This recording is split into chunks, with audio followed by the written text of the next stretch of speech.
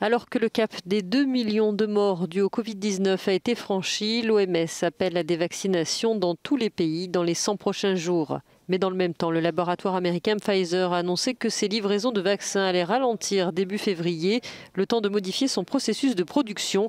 Un retard qui a suscité de vives inquiétudes en Europe, auquel a tenté de répondre la présidente de la Commission européenne.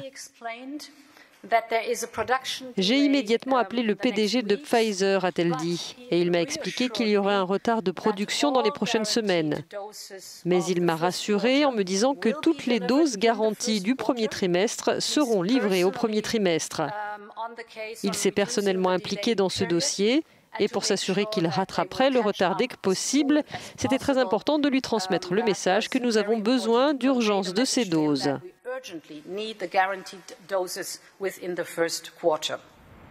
En Europe, le Portugal a débuté ce vendredi un nouveau confinement d'une durée d'au moins 1 mois avec la fermeture des commerces non essentiels. Mais cette fois, les écoles et les églises notamment resteront ouvertes. Enfin, après les variants repérés en Grande-Bretagne et en Afrique du Sud, une autre mutation originaire de l'Amazonie brésilienne inquiète de plus en plus. Le Royaume-Uni a décidé de prendre de nouvelles mesures dès lundi. Les voyageurs provenant de l'étranger devront non seulement présenter un test négatif au Covid-19, mais également observer 10 jours de confinement.